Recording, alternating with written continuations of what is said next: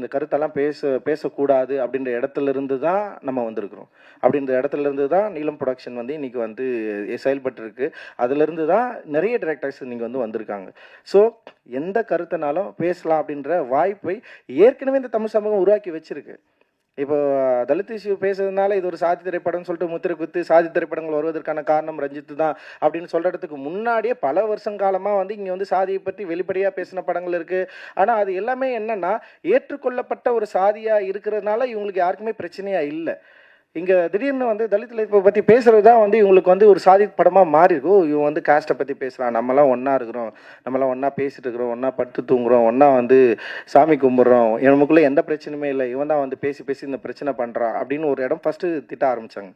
அதுக்கப்புறம் என்ன பண்ணிட்டாங்கன்னா வந்து இவன் ஜாதி பேரை சொல்லி சம்பாதிக்க ஆரம்பிச்சிட்டான் அப்படின்னு. ஃபஸ்ட்டு வந்து எப்படின்னா இது மாதிரி படமே எடுக்கக்கூடாதுன்னு சொல்கிறாங்க. இந்த மாதிரி படம் எடுக்கிறதுக்கான வாய்ப்பே இல்லாமல் இருந்தது. ஓகே, அந்த மாதிரி படம் எடுத்து ஜெயிக்கிறோம்.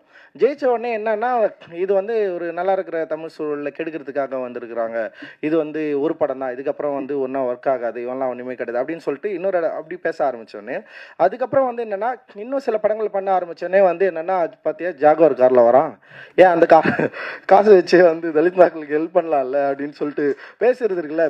இப்போ உனக்கு என்னதான் பிரச்சனை? நான் படம் பண்ணுறது பிரச்சனையா இல்லை வந்து படம் பண்ணுறதால எனக்கு கிடைக்கிற சம்பளத்தில் நான் சொந்த காசில் வந்து நான் கார் வாங்குறது பிரச்சனை? இது மாதிரி நிறைய இருக்குல்ல. ஆனால் இது எல்லாமே அவங்களுக்கு பிரச்சனையே கிடையாது. நான் படமே எடுக்கக்கூடாதுன்றா பிரச்சனை. அது வாய்ப்பே இல்லைல்ல. அதுக்கு அது எப்படி? அது வாய்ப்பே இல்லை. இன்னைக்கு வந்து வினைக்கு எதிர்வினை உண்டு. நீ வினை செஞ்சுட்டு எதிர்வினையை அனுபவிச்சுக்கோ. அதை விட்டு எனக்கு வலிக்குது லைட்டாக குத்துன்னா எப்படி? அது ரொம்ப நாளாக வலிச்சுட்டு இருந்தது. அந்த வலியை பற்றி பேசுறதே உனக்கு வந்து இவ்வளோ பிரச்சனைனா அப்போ திருப்பி வச்சா தாங்க மாட்டேன். ஸோ இதுதான் வந்து நம்ம வந்து பேசுகிற அரசியலை பக்குவப்பட்டுருக்குறோம் நம்ம.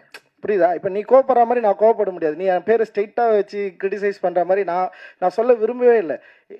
நான் என்ன சொல்கிறேன்னா, நீ கிரிட்டிசிசம் பண்ணுறது என் தெருவில் என் ஊரில் நான் படிக்கிறப்பவே பார்த்துட்டேன்னு சொல்கிறேன். நான் எனக்கு புதுசு இல்லையே இது.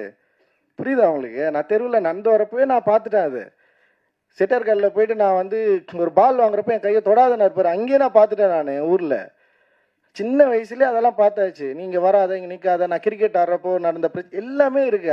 அப்போ அந்த சின்ன வயசுலேயே பார்த்துட்டு வந்துட்டு இங்கே வந்து நீ படம் எடுக்காத, பார்க்காத, நீ அதுக்கு பண்ணுறது, அதெல்லாம் வாய்ப்பே கிடையாது. அதெல்லாம் தாண்டி தான் இங்கே வந்துருக்கோம். ஸோ பாசிட்டிவாக பார்க்க நினைக்கணும். நான் என்ன சொல்கிறேன், திருப்பி நம்மளை போட்டு வந்து ஒரு நெகட்டிவ் ஸ்பேஸில் தள்ளிக்க வேண்டிய அவசியமே கிடையாது. இன்றைக்கி ரொம்ப டெமோக்ராட்டிக் ஆன வேர்ல்டுன்னு நம்ம சொல்லிக்கிட்டாலுமே நிறைய பிரச்சனைகள் இருக்குது. ஆனால் நம்ம என்ன நினைக்கணும்னா, முதல்ல நம்ம டெமோக்ராட்டிக்கான ஆள் நம்ம நினைக்கணும். இந்த சமூகம் டெமோக்ராட்டிக்காக இருக்குதுன்னு நம்ம நம்ப ஆரம்பிக்கலாம். ஃபஸ்ட்டு நம்ம அதில் இருக்கிற பிரச்சனையை அதுக்கப்புறம் பார்த்துக்கலாம். ஓகேவா? அப்போது நம்ம என்ன பண்ணுறோம் அப்படின்னா, ஸோ இந்த ஸ்பேஸுக்குள்ளே நகர்ந்து நம்ம சினிமாவை நம்மளால் எடுக்க முடியும்னு நம்பணும். எனக்கு முன்னாடி யார் இருந்தாங்கன்றது எனக்கு பிரச்சனையே கிடையாது. எனக்கு முன்னாடி யார் இருந்தாங்கன்னா பாபா சாஹேப் அம்பேத்கர் மட்டும்தான் இருந்தார். நான் அவரை மட்டும்தான் பார்த்தேன்.